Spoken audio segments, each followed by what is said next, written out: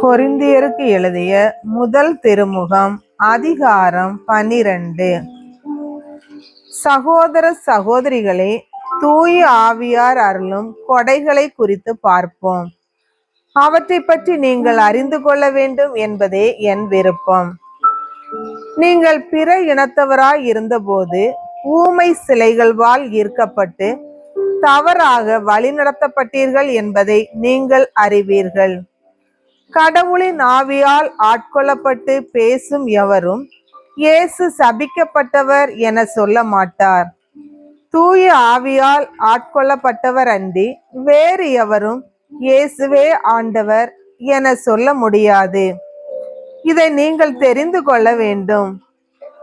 அருள் கொடைகள் பல வகை உண்டு, ஆனால் தூய ஆவியார் ஒருவரே. திரு தொண்டுகளும் பல வகை உண்டு, ஆனால் ஆண்டவர் ஒருவரே. செயல்பாடுகள் பல வகை உண்டு, ஆனால் கடவுள் ஒருவரே. அவரே எல்லாரிடமும் எல்லாவற்றையும் செயல்படுத்துபவர். பொது நன்மைக்காகவே தூய ஆவியாரின் செயல்பாடுகள் ஒவ்வொருவரிலும் வெளிப்படுகிறது. தூய ஆவியார் ஒருவருக்கு ஞானம் நிறைந்த சொல் வளத்தை அருளுகிறார். இன்னொருவருக்கோ அதே ஆவியார் அறிவு செறிந்த சொல் வளத்தை அருளுகிறார். அறிவு நிறைந்த சொல் வளத்தை அளிக்கிறார். அதே ஆவியார் வேறொருவருக்கு நம்பிக்கை அருளுகிறார். அந்த ஒரே ஆவியார் மற்றொருவருக்கு பிணி தீர்க்கும் அருள் கொடையையும் அளிக்கிறார். தூய ஆவியார் ஒருவருக்கு வல்ல செயல் செய்யும் ஆற்றலையும், இன்னொருவருக்கு இறைவாக்குரைக்கும் ஆற்றலையும், வேறொருவருக்கு ஆவிக்குரியவற்றை பகுத்தறியும் ஆற்றலையும், மற்றொருவருக்கு பல்வகை பரவச பேச்சு பேசும் ஆற்றலையும், பிறிதொருவருக்கு அப்பேச்சை விளக்கும் ஆற்றலையும் அருளுகிறார். அந்த ஒரே ஆவியாரே இவற்றையெல்லாம் செயல்படுத்துகிறார். அவரே தம் விருப்பம் போல் ஒவ்வொருவருக்கும் இவற்றை பகிர்ந்தளிக்கிறார். உடல் ஒன்றே, உறுப்புகள் பல. உடலின் உறுப்புகள் பலவாயினும் உடல் ஒன்றாய் இருப்பது போல கிறிஸ்துவும் இருக்கிறார். ஏனெனில் யூதரானாலும் கிரேக்கரானாலும் அடிமைகளானாலும் உரிமை குடிமக்கள் ஆனாலும் நாம் எல்லாரும் ஒரே தூய ஆவியால் ஒரே உடலாய் இருக்கும்படி திருமுழுக்கு பெற்றோம். அந்த ஒரே ஆவியையே பானமாகவும் பெற்றோம். உடல் ஒரே உறுப்பால் ஆனது அல்ல, பல உறுப்புகளால் ஆனது. நான் கை அல்ல, ஆகவே இவ்வுடலை சேர்ந்தவன் அல்ல என கால் சொல்லுமானால் அது அவ்வுடலை சேர்ந்ததில்லை என்றாகி விடுமா? நான் கண் அல்ல, ஆகவே இவ்வுடலை சேர்ந்தவன் அல்ல என காது சொல்லுமானால் அது அவ்வுடலை சேர்ந்ததில்லை என்றாகி விடுமா? முழு உடலும் கண்ணாய் இருந்தால் கேட்பது எப்படி? முழு உடலும் காதாய் இருந்தால் முகர்வது எப்படி? உண்மையில் கடவுள் ஒவ்வொரு உறுப்பையும் தாம் விரும்பியவாறே உடலில் அமைத்தார். அவை யாவும் ஒரே உறுப்பாய் இருந்தால் உடல் என ஒன்று இருக்குமா? எனவேதான் பல உறுப்புகளை உடையதாய் இருந்தாலும் உடல் ஒன்றே.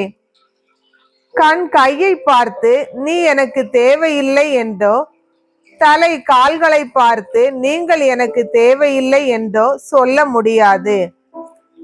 மாறாக உடலின் மிக வலுவற்றவனாய் தோன்றும் உறுப்புகளே மிகவும் தேவையானவையாய் இருக்கின்றன. உடலின் மதிப்பு குறைவான உறுப்புகள் என நமக்கு தோன்றுபவற்றிற்கு நாம் மிகுந்த மதிப்பு கொடுக்கிறோம்.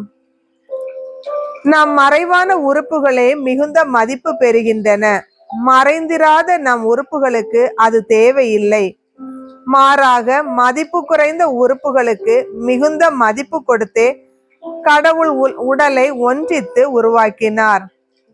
உடலில் பிளவு ஏற்படாமல் ஒவ்வொரு உறுப்பும் மற்ற உறுப்புகளின் மீது ஒரேவித கவலை கொள்ள வேண்டும் என்றே இப்படி செய்தார். ஓர் உறுப்பு துன்புற்றால் அதனுடன் மற்ற எல்லா உறுப்புகளும் சேர்ந்து துன்புறும். ஓர் உறுப்பு பெருமை பெற்றால் அதனுடன் மற்ற எல்லா உறுப்புகளும் சேர்ந்து மகிழ்ச்சியுறும். நீங்கள் கிறிஸ்துவின் உடல், ஒவ்வொருவரும் அதன் தனித்தனி உறுப்புகள். அவ்வாறே திருச்சபையிலும் கடவுள் முதலாவது திருத்தூதர்களையும், இரண்டாவது இறைவாக்கினர்களையும், மூன்றாவது போதகர்களையும், பின்னர் வல்ல செயல் செய்வோர்களையும், அதன் பின் பிணி தீர்க்கும் அருள்கொடை பெற்றவர்கள், துணை நிற்பவர்கள், தலைமையேற்று நடத்துபவர்கள், பல்வகை பரவச பேச்சு பேசுகிறவர்கள் ஆகியோரையும் ஏற்படுத்தினார். எல்லாருமே திருத்தூதர்களா? எல்லாருமே இறைவாக்கினர்களா? எல்லாருமே போதகர்களா? எல்லாருமே வல்ல செயல் செய்பவர்களா? இல்லை. எல்லாருமே பிணி தீர்க்கும் அருள் கொடையை பெற்றவர்களா? எல்லாருமே பரவச பேச்சு பேசுகிறவர்களா? எல்லாருமே விளக்கம் அளிப்பவர்களா? இல்லையே. எனவே நீங்கள் மேலான அருள் கொடைகளையே ஆர்வமாய் நாடுங்கள்.